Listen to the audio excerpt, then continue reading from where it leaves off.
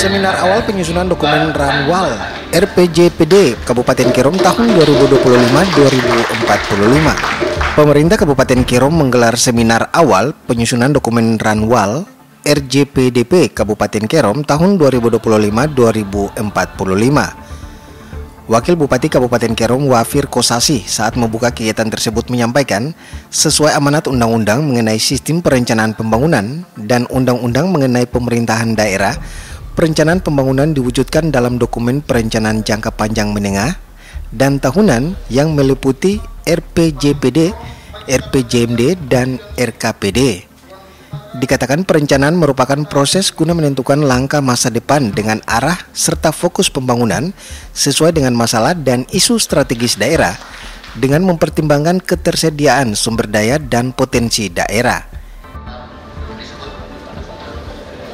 Bapak Ibu, sesuai dengan amanat Undang-Undang Nomor 25 Tahun 2004 tentang Sistem Perencanaan Pembangunan Nasional dan Undang-Undang Nomor 23 Tahun 2014 tentang Pemerintah Daerah, perencanaan pembangunan diwujudkan dalam dokumen perencanaan jangka panjang menengah dan tahunan yang meliputi rencana pembangunan jangka panjang daerah RPJPD, rencana pembangunan jangka menengah daerah atau RPJMD, dan rencana kerja pemerintah daerah RKPD.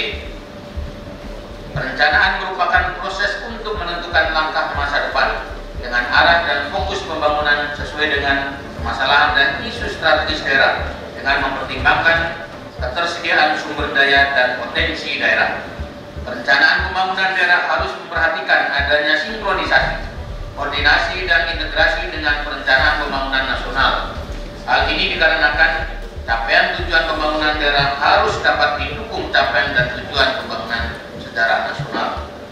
Sementara itu, Kepala Bapelitbagda Kabupaten Kerom, Yohanes Apasrai, menyampaikan penyusunan Ranwal Kabupaten Kerom meliputi rumusan capaian kinerja pembangunan, rumusan masalah dan isu strategis pembangunan, merumuskan visi dan misi daerah yang relevan, serta dapat tercapai arah kebijakan pokok pembangunan yang dapat menjadi pedoman dalam menyusun visi dan misi kepala daerah. RPJPD ini pada tahun 2024 dapat dijadikan pedoman pemerintah daerah untuk menyusun RPJMD teknokratik 2025-2030 dan menjadi pedoman calon kepala daerah dalam menyusun visi misi dan program dalam mengikuti pilkada serentak pada tahun 2024.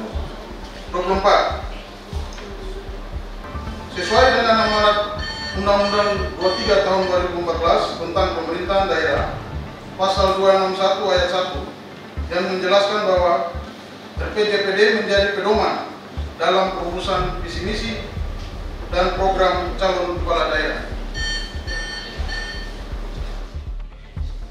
Dari Kabupaten Kerom, Ahmad Dumgair, AD Media Papua, mengabarkan.